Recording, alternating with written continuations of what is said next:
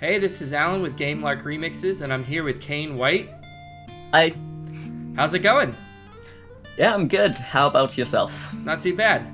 So, Kain actually contacted me because he wanted to come and get interviewed, so I said sure.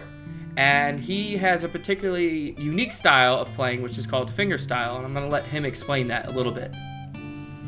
Well, I generally got into fingerstyle by watching Andy McKee and Newton Faulkner and things like that, and I wanted to do video game style covers using that style of playing, and just eventually got into it, and then added in the percussive effects that are used, that are slapping the body in ways you probably shouldn't do with a guitar. Awesome. So, how did you get into music? I think it was when I was 14 and got a guitar, so I did what everyone does at that point, and then immediately joined a metal band with a couple of friends. And just after years of just not doing much and just playing thrash metal, I eventually started getting into lots of other music, like Andy McKee and stuff like that, and then got fired from the thrash metal band for making things a bit too complex. Like two-handed tapping. Apparently that's a no-no for thrash metal. Then I just started playing acoustic by myself and just really got into the style of music. Awesome. And it went from there.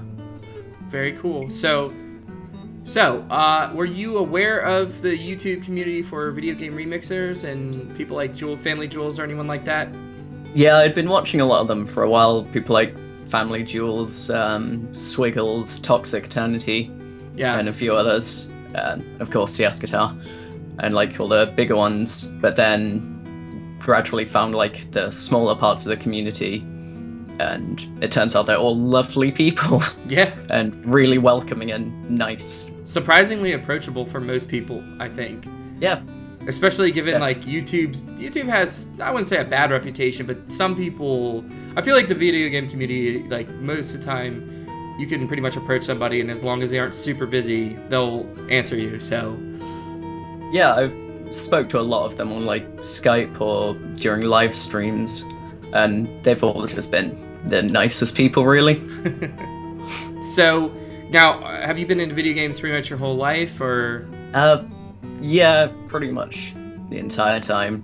From my brother introducing me to the N64 and watching him play, and then he'd hand me the controller. Then I'd just spend hours playing Banjo-Kazooie and stuff like that. So are you excited for ukulele then?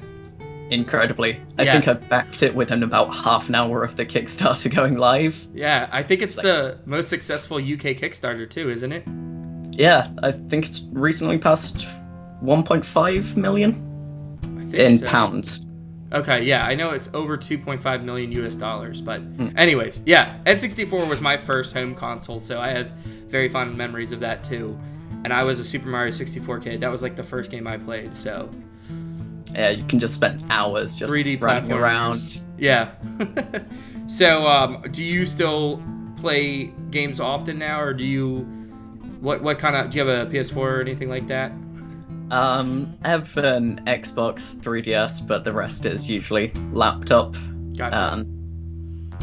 And I'll just play lots of RPGs that you can sink just hours into, and unfortunately waste a lot of time. Yeah.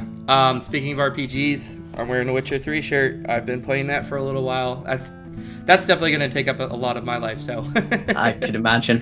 I don't think my laptop can handle it. Awesome. So what are some of your favorite game series then, for both in terms of covering the music or just the music and gameplay? Well, of course, there's Zelda, Pokemon, things like that, but also quite a big fan of Final Fantasy. Bravely Default is great. Also Fire Emblem I've been playing a lot. Just think, yeah, I'll play a quick couple of rounds. Days gone. Also, Mother, it's a great series, and Earthbound. So a lot of RPGs, really. Yeah. There's a couple of games that I've been meaning to get to. The Mother series is one, and Shovel Knight, for some reason, I keep hearing awesome remixes from that game, and I love the music, and it's almost like the music is making me want to play that game for whatever reason, but anyways. Yeah, it's really good. it took like half a year extra for it to be released on the 3DS in the UK. Yeah. So I was just counting down, just waiting. Awesome. And so when you're picking a cover, right? Is it just how do you take it from, whatever game it's from? Say it's orchestral, like a Zelda song or Pokemon, and then how do you change it to a fingerstyle cover? Is there do you write it down? Do you have any kind of composition process? I have lots of just paper strewn around my room at the moment of just writing down ideas where I'll start listening to the song, then start working out maybe a finger picking pattern, for that. And then I'll usually start working with those parts that I've already got and working out ways to improve them, like adding the slapping techniques or harmonics. Awesome. And I'll go from there. And had you been doing a lot of fingerstyles covers before you got into YouTube, or like? I think I've been playing fingerstyle for about a year and a half now. Okay. And just sank a lot of time into it and trying to learn the techniques. Gotcha. And what made you decide to finally start posting on YouTube? Just that you wanted to see what other people thought, or? Yeah, I started writing some original songs and started posting those, and then sort of made a slight transfer to also posting VG music with Swiggles as one-up challenge, which came about in a weird way. I wasn't originally planning on entering, but I showed Thunder Scott some of my music. He said about the one-up level up challenge, and I sort of just tried to figure out what songs to do, and was talking to a roommate about potential songs, and he jokingly suggested, why don't you do the Mortal Kombat theme? It's like, that would be ridiculous. So I'll start working on it. Yeah. That's great. Yeah, that challenge, it inspired quite a few people, and I'll include a link to the playlist. Yeah. It's already up. All the entries are out, and the winner's been announced and all that. But still, I think it was a good motivation tool for a lot of people to challenge themselves. And it's funny because I've also talked to some other people in the YouTube community. They're like, yeah, I started doing original music, and then I started doing video game covers, and then a whole bunch of people started like saying, hey, this is cool, you should do more. So it's like, I think that there's always like this balance for some people. I don't know if you feel this, but for some YouTubers, I think they have that balance of like, I want to do my original stuff too, but I think that they also have a lot of fun doing video game remixes, because you can really take a song and make it your own. I mean, everything from a strict cover to really crazy arrangements. It's all there. Yeah, just like taking a song and then just making it your own. Yeah. It's really enjoyable to do. Awesome. So, I don't believe you've collaborated with anyone yet. Have you? Not yet, but there are plans for in the future for something to come out. I can't ask that about that, I guess. It's semi-secret at the moment. Gotcha. So, I was going to say, how have you been finding the community in terms of giving feedback? And I mean, your channel is, I wouldn't say brand new, but you're starting out. Yeah, you're very smaller compared to someone like Swiggles or like Family Jewels. Yeah, of course. I'm wondering, like, what are your plans for, maybe putting out your music and getting some more feedback and making a bigger presence in the community? Yeah, I generally talk to a lot of people, well, as many as I can.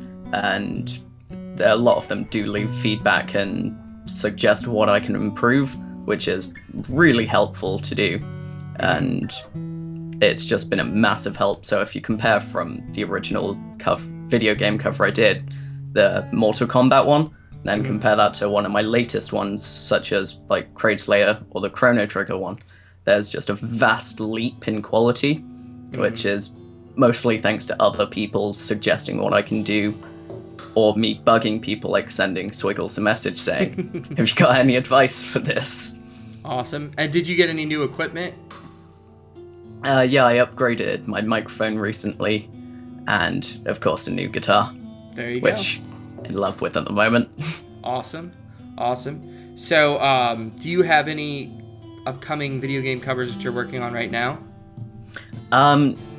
I've got two that I'm working on at the moment. One of them is a Mega Man cover, Dr. Wily Stage 1, which Okay, is so far proving to be a challenge. To try and take it from that upbeat thing, then somehow make it acoustic. And another one was requested by another YouTuber, Dark Metal Link.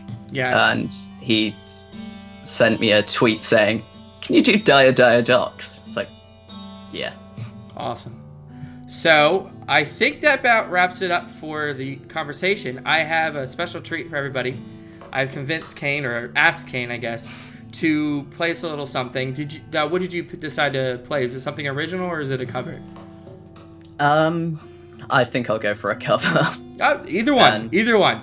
I'm very excited. My first musical guest that's going to do something live for us. So you've got your guitar, and you can show us, for anyone that doesn't know what fingerstyle is, and I'm going to shut up and listen to you. Move back quite far. I decided to go with doing Chrono Trigger, Wind Scene. Awesome. Hope you enjoy.